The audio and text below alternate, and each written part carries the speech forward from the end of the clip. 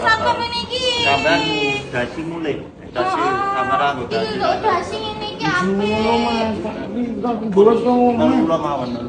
Wah, kok ora melu kene iki. Aman-aman. Nek ngono iki copot tengah tanggul iki.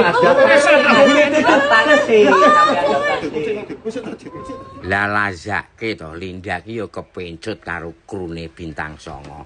Lah seragame kuwi lho, anggere wis seragam mang Bintang Songo ki dadi ketok gagah, pengkuh-pengkuh, ganteng-ganteng ketok wibawa ngono. Lah sing aku jembleng iki lho, antarane Big Boss karo karyawane iki iso nyawiji dadi siji tanpa sekat ngono. Mulane kabeh karyawane ya do semangat. Berhubung aku ki yo melu terpana terpesona kepengin nganggo klambine Bintang Songo, pas kumpulan ngono kuwi aku langsung nyaut saut ngono klambi ning memeang sing penting warnane putih.